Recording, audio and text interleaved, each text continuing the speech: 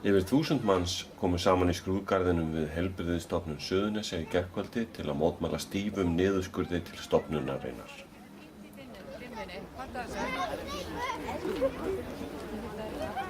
Fyrr daginn héldu samtök atvinnurekenda á Suðurnesjum baráttufund í Stapa þar sem kallað var eftir samstöðu fyrirtækjafélög fyrir nokkur útvalin einkaverkefni stórfyrirtækja, svo sem hina óvopnuðu ECA-prógram málaliða, gagnaver, álver og magma einkavæðingu auðlindanna.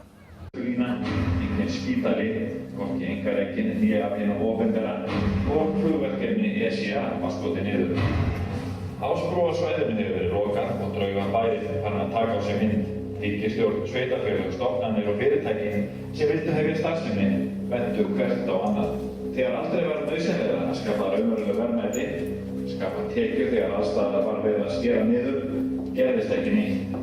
Engin störf voru sköpuð, hjól atvinnulífsins voru föst. Og nú spyrja menn, af hverju?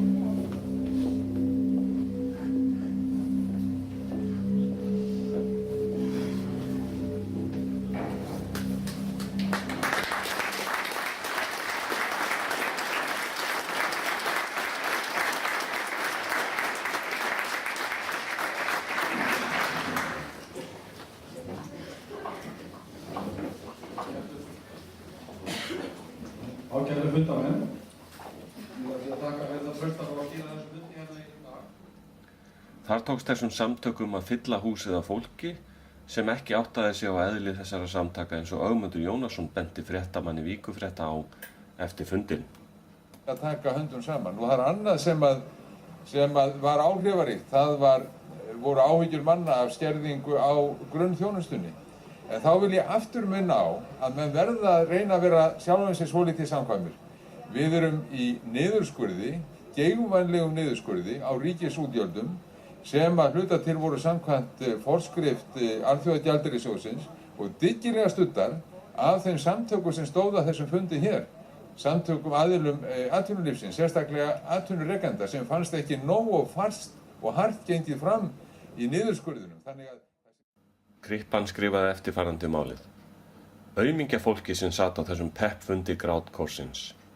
Það veit ekki einu sinni að það var á fundi hjá sínum helstu óvinum, kerfiskörlum sem vilja skera niður alla ríkisþjónustu en skattleggja fólki til dauða svo stórfyrirtæki geti þegið féló. Mótmælin í skrúðgarðinum voru þögul og minntu helst á jarðarför, helst til virðulega mínu mati og 8 ára sonar míns sem kvartaði yfir því að fólk stæði bara þarna og gerði ekki neitt. Hann tók að lokum smá rispu og sýndi hvernig hann teldi mótmælin eiga að vera. Ég náði ekki að taka upp upprunalegu mótmælin hans en tókst að klappa hann upp með loforðum pylsu. Ágæti tilburður með því að þetta er í fyrsta sinn sem hann mótmælir. Ef þú mótmælir almennilega þá skal ég gefa þér pylsu. Ókeypis pylsu! Ókeypis pylsu! Ókeypis pylsu! Ókeypis pylsu! Ókeypis pylsu! Já, ég meina ókeypis pylsu! Ókeypis pylsu!